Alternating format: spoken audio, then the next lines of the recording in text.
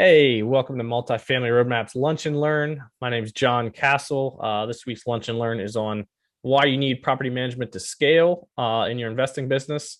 So let's get started.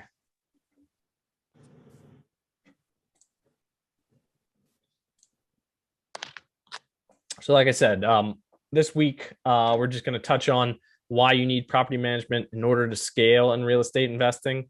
And I'll kind of break down some numbers of why I think you need that, why it makes sense to handle property management instead of managing everything yourself if you're trying to get more than a handful of units. So let's dig in here.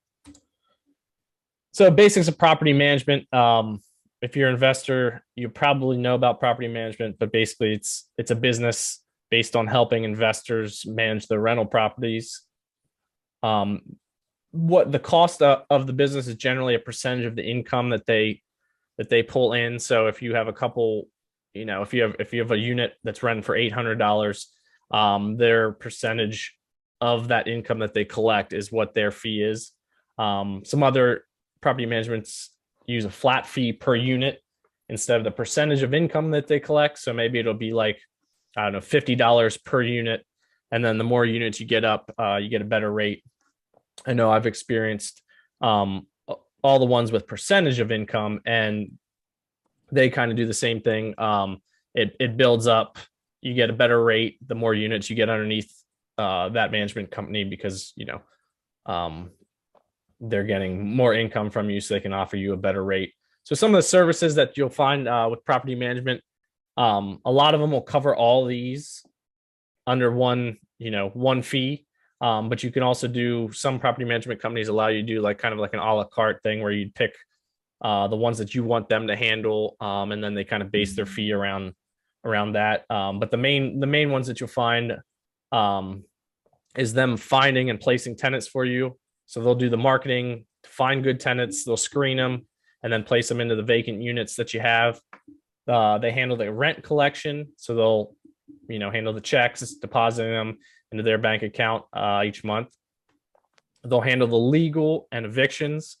So anytime they got to show up to court because they're evicting people or some other issue came up, they'll handle all of that.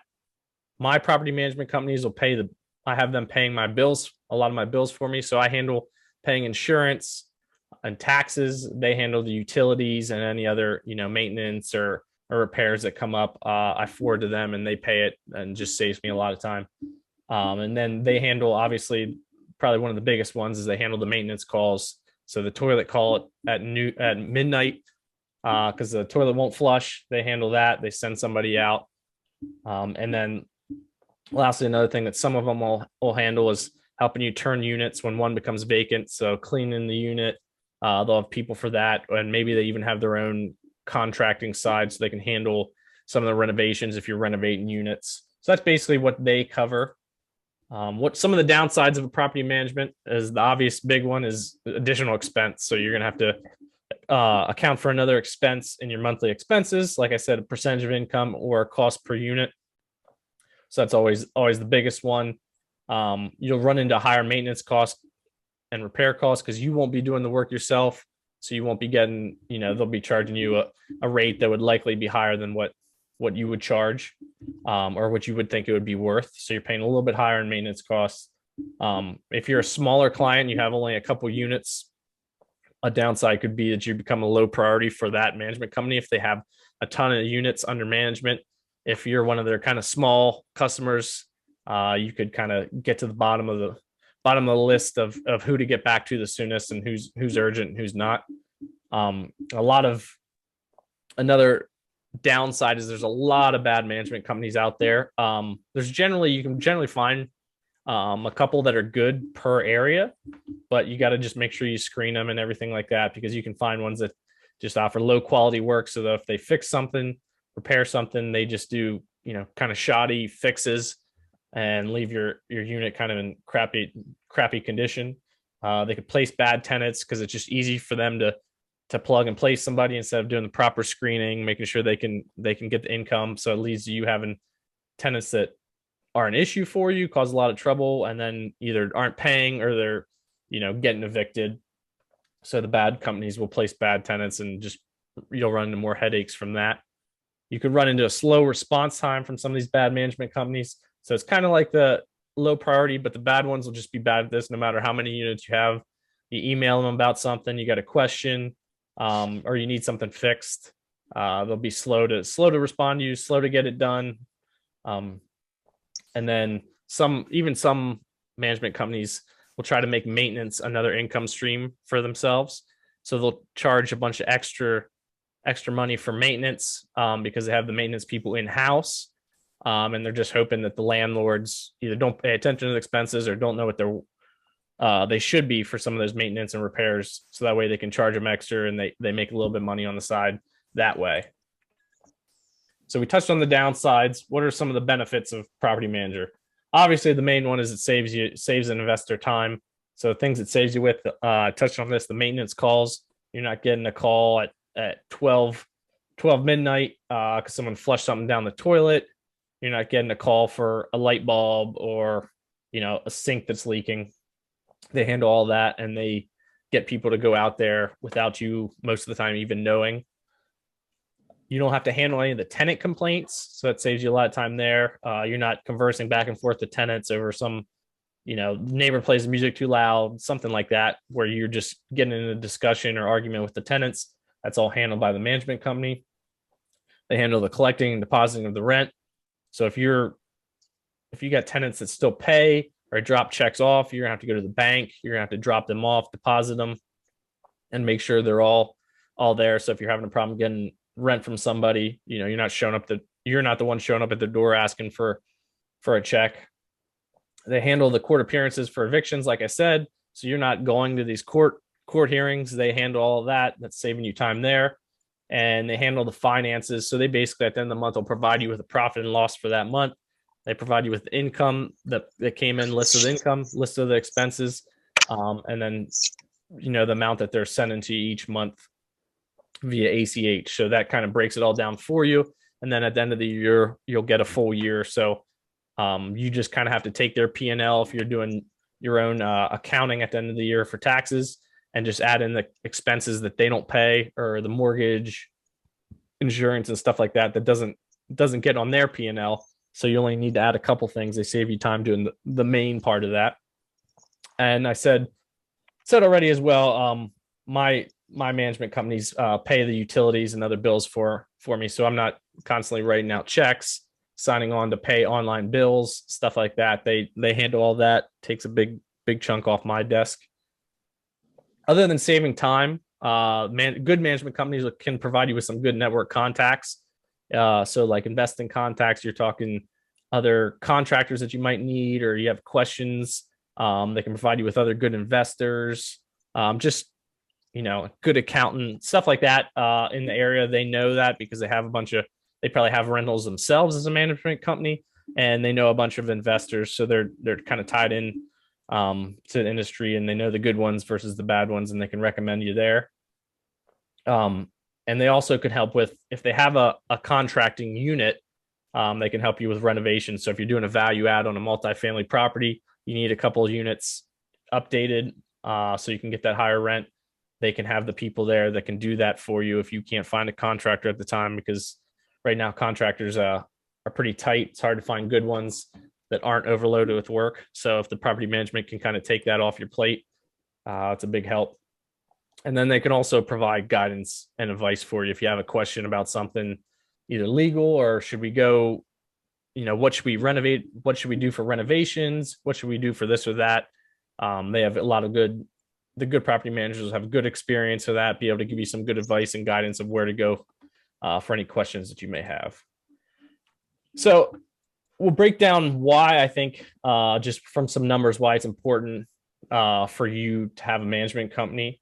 The way I look at it is opportunity costs. So a quick way to look at this is I pay somebody to mow my lawn at my house. I know that sounds funny, but I pay the guy $10 a mow. If that saves me an hour of my time, if I would do that myself, that's basically like me saying my time is worth $10 an hour. But me doing that, I can either, spend that time doing other things because it's just so cheap to just have somebody else do it. and save myself the hour. So for this example, we're going to go kind of with that same opportunity cost kind of idea. So we'll just say for a general person, you value your time per hour. The top one, you value at $40 per hour. So if the average rent in the area is, let's say, it's just $850, I'm in Pennsylvania, so that's kind of a common good average for a 1-2 bedroom, depending on the renovation. So we'll go with that. Management fee, it's usually anywhere from 7 to 10%, depending on the management company. So we'll put 8% as a kind of good medium. So their fee for that 1 month of rent of $850 is $68 a month. So basically, in an hourly cost per unit, you would take your $40 of how much you value your time if you didn't have management. So basically, you're paying them for 1.7 hours of your work is basically the equivalent to what you're paying them per unit. So if we just kind of break that down by some monthly tasks that you might have that month for that unit, you might have to pick up the rent checks, deposit them at the bank, drive around, get the check, deposit it. You'll have maintenance calls, we'll say, and then here I have like the time that we estimate that they may be. You have a maintenance call for the unit, tenant complaint call for 20 minutes, paying monthly bills. Let's say that's 30 minutes of your time, and then preparing the monthly profit and loss. Let's say it's about 40 minutes of your time. So I broke that all down by hours to make it comparable. And let's just say that's just an average month. Some months you could be on, toilet breaks. You got a water leak. That could be hours of your time. So that could vary, but this is kind of like a general, kind of low ball of what you might spend for that one unit a month. So I came up with 2.75 hours for all those activities. So you basically are saving one hour, 1.05 hours of your time, of how much you value your time for how much you're paying the property management company. So that's basically you saving $42 per unit a month, value of your time. So you would take like the 1.05 times it by the $40 that you value your time. And then over the year, you're saving basically $500 in time costs or value of time by having that management company. So that might be doable for like a couple units. If we're just going with the same example, time spent 1.7 hours of value time that you're paying the management company that you could also be doing yourself. If you start out for only one unit, obviously the 1.7 hours. So your yearly savings is $856.8.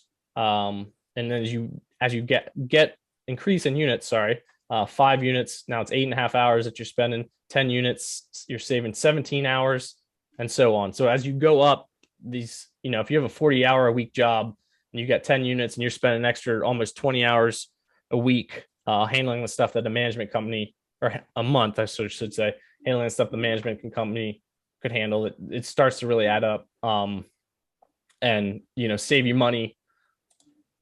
But the main part about that, other than just saving you money, it frees up your time so you can do the two most valuable investing tasks. And those are obviously finding great deals and finding funding for those deals. That's where you're going to get the best return on your time and money. Because if you find one property that's a 5-unit property, you could throw off $600 a month easy in cash flow. And that's ongoing. So finding and funding the great deals are your two high value tasks in real estate investing.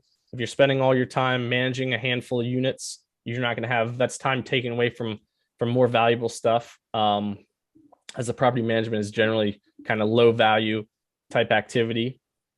So unless you're getting big enough that you're basically building out your own property management company, it makes more sense to hire one, especially when you're trying to build and scale and acquire more properties, and then focus your time on just finding investors or money for those deals, and just finding more great deals, because those are where your bread's going to be buttered in the multifamily investing space.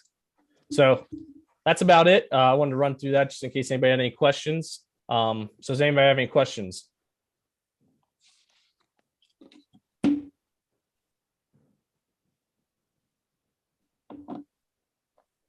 Anyone?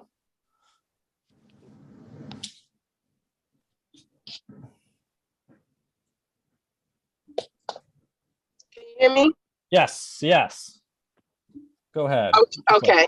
Uh, so, not really cool. Well, I do agree on the property management, but I'm noticing, because I'm just pricing, because I'm just getting started, that Yep. they're having some costs as high as 10 and 12%. At Okay. what point? I feel like 12 is a little high. Yeah. But they kind of cover everything. And at what point do you think, okay, if I'm paying 12%, maybe that's if I have multiple units, or maybe I might own a building, like an apartment building that has like, I think it has 2, 4, like 8 to 10 doors. Would that be beneficial? Because right now I'm just looking at single family homes, and I wanted to stay between the 8 and 10% mark. Yeah. Yeah. I would think if it's gonna be in that those, like the teens, like you're talking 12+%, it might make sense for you the first couple units you get to just do them yourself. And it probably actually would be a good learning experience because you just kind of you can handle a couple rent checks here or there, a couple issues with 3 maybe 4 units or whatever, and you can kind of learn the basics of it so that when you turn it over to a management company, you kind of can hold them accountable better. Um, Especially at that 12% range. I know most of the ones in my area are anywhere from 7 to 10%. I haven't seen anything higher than 10. But I've seen a lot of them will be like 7%, 8% plus first month's rent. So I don't know if that's baked into that 12% from your area or not. But yeah, I think generally I would say if it's that high, about 12, 13% or whatever, I might manage the first couple if I'm talking single family. But once I get past maybe 4 or 5 and start moving past that, you're starting to acquire like smaller multifamilies. So if you have 3 or 4 units now, but your next property is going to be 4 more units, I'd start looking at, turning that over to the management company.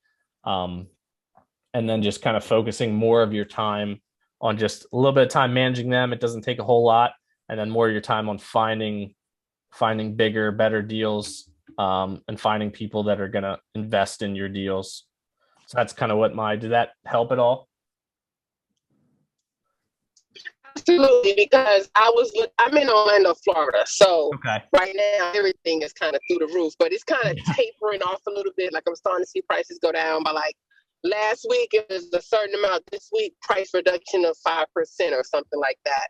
Yeah. And then I'm looking at properties in Texas because I was like, if I'm going to pay that, I was thinking more on the long lines of I was looking at a property in Texas that was in an area that was really highly separated with Section 8, and the one building had 8 units. Okay. So they were at one of the things they were advertising was that, which I found is true, that with Section 8 they can do a 6-month walkthrough to ensure the property is being maintained, Yep. so that they keep it up to this is being in a situation where they move out and they destroy the property. So that's one of the things that they were advertising. They were pushing more toward government funding of tenants, either veterans, Section 8, different things. Okay. Yeah, maybe they're charging, their basically reason for charging that higher percent is because they're doing a bunch of Section 8 stuff that requires a little bit more work on their end to just, check in on the unit periodically. Yeah, I know I have a couple that are Section 8 on mine, and yeah, you got to keep up with it, make sure nothing's wrong with it. There's some checklists, but they got to also make sure they're taking care of the property and stuff like that. So it's probably a little bit more management intensive. So they're charging Right. a little extra, which makes sense. But if you said you're in Florida. Yes, I'm in Orlando, Florida. That one property I was looking at was actually in Texas. In Okay. Orlando, they were doing between 8 and 10%. Okay. Yeah, that's what Um, 8 to 10, 7 to 10 is about what I'm seeing up in PA. But if you are investing in Texas out of state, I'd probably recommend the management even more just because they're going to know the area. You'll probably have to stay on top of them at first just to make sure, they're not doing anything, taking advantage of you. But I would definitely get like a recommendation from like someone in Texas, a property management company in Texas, from like somebody from a meetup in Texas, or a group, gotcha. Facebook group in Texas that they can recommend, that hey, this is the good manager. That way, that kind of save your bacon of rolling through a couple bad managers before you find, oh, this is a good one in Texas. But yeah, I definitely Gotcha. recommend that if you're doing out of state, because you don't need to be. I mean, you can't be flying into Texas if something's Right. wrong, unless you have family members or other friends that are kind of could be like boots on the ground for you. But No. yeah. Okay, perfect. That was my only question. All righty. Anyone else? All righty. Well, thank everybody for coming. Appreciate you showing up, and hopefully this was of some value to you. Have a great rest of your day.